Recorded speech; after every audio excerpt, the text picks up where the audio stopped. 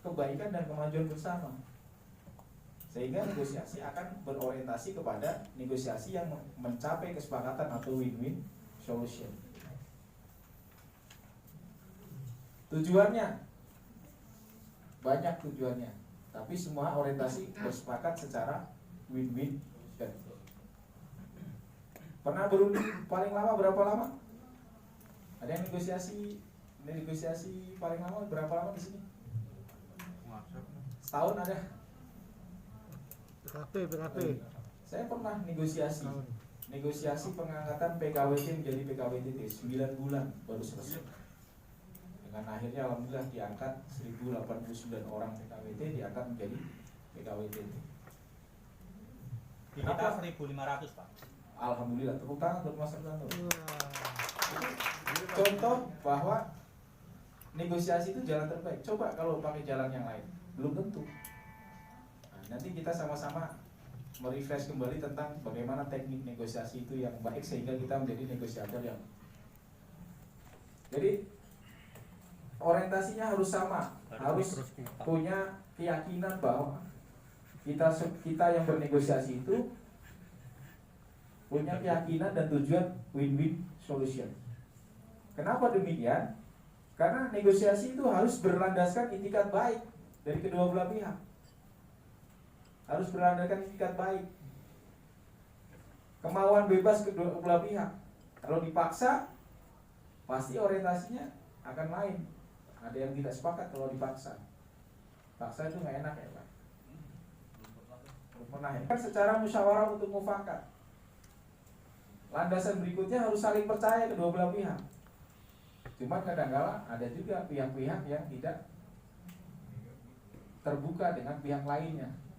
Kadang-kala kata teman-teman serikat pekerja, perusahaannya untung tapi bilangnya rugi. Nah, begitu ya. Nah itu nanti ada tekniknya bagaimana mengatasi yang demikian. Jadi negosiasi dalam hubungan sosial itu harus dilandaskan itikat baik, good fight dari kedua belah pihak. Dan kemauan secara sukarela, secara bebas dari kedua belah pihak, bukan karena adanya paksaan dari satu pihak yang lain. Sehingga dengan demikian musyawarah tersebut bisa mufakat, sepakat untuk menyepakati hal yang dinegosiasikan. Lanjut. Nah, alasannya banyak. Ada yang punya isu untuk dinegosiasikan dan sebagainya. Ini semuanya udah sangat hafal tentang alasan-alasannya. Ada permasalahan, ada konflik, dan kemudian setelah itu ada kesediaan secara sukarela untuk bernegosiasi. Karena kalau nggak ada sukarela biasanya kalau konteks hubungan sosial berarti lanjut kepada penyelesaian di luar negosiasi. Di tempat mediasi pun sama, ujungnya negosiasi juga, hanya diberikan bantuan oleh pihak ketiga, dalam hal ini petugas mediator hubungan industrial. Tapi pada prinsipnya negosiasi ini harus ada kesediaan secara sukarela baru timbul negosiasi. Nah di bipartit inilah penting adanya kesediaan secara sukarela dari kedua belah pihak. Next. Lanjut, ini sama. Nah, negosiasi secara umum itu tidak ada prosedur. Yang ada semuanya dirancang untuk mencapai kesepakatan. Tapi untuk mengatur bagaimana mekanisme negosiasi agar tidak terjadi hal-hal yang tidak diinginkan.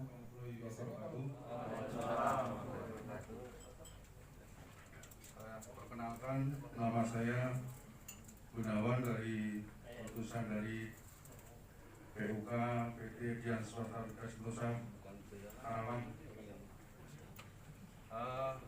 Saya akan menanyakan beberapa hal terhadap Bung Afif ya. Apakah surat edaran itu bisa dicabut kembali atau institusi mana sih yang bisa mencabut SEMA tersebut?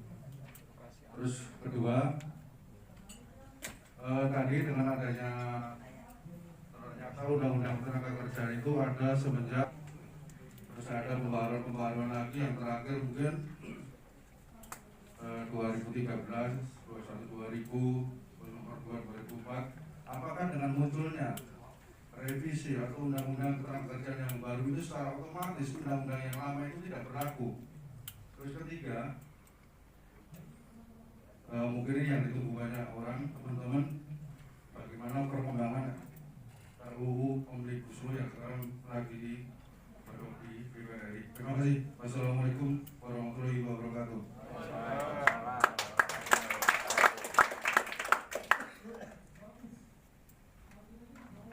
Kami sangat kesulitan tentang berunding, apalagi tentang pengangkatan PKWT menjadi PKWTT. Padahal di Undang-Undang 13 Pasal 59 2003 dan Kepmen 100 2004 PKWT sudah diatur, namun banyak sekali para pengusaha atau manajemen melakukan pelanggaran tersebut, dan kami mohon agar ada peran serta dari pemerintah untuk menindak bagi para pengusaha yang melanggar peraturan undang-undang tersebut. Terima kasih. Assalamualaikum warahmatullahi wabarakatuh. Perkenalkan, nama saya Teguh Rianto dari PUK PT Kreasi Asrama Utusan Kabupaten Bekasi. Yang saya tanyakan pertama perihal di ingin menjelaskan, masih menunggu kejelasan tentang UMSK Kabupaten Bekasi, Pak.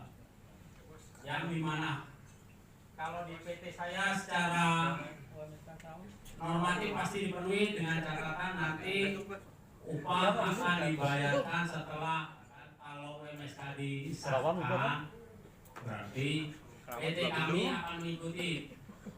Berikut di PT Impact Group itu ada 6 PT pun sama.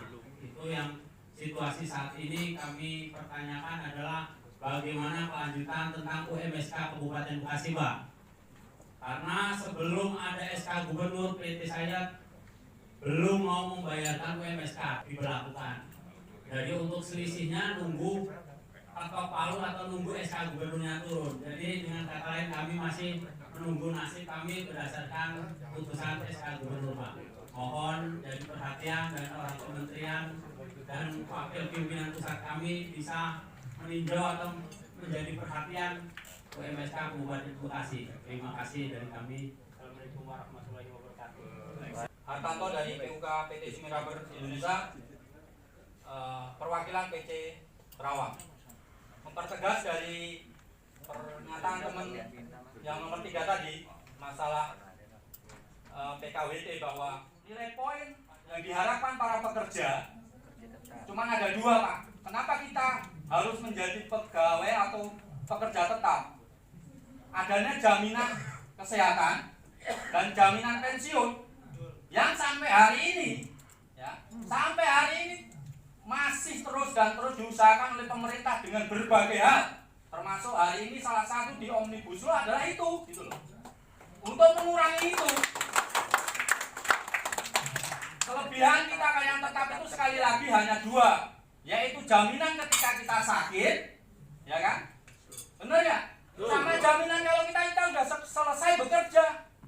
Muncul daripada outsourcing itu adalah bagaimana kita supaya tidak dapat jaminan kesehatan kerja dan jaminan pensiun. Bagaimana kita mau setiap 1 tahun kita perpanjang lagi itu kerja tetap di outsourcing itu, ya kan? Paling banyak ada 2 tahun.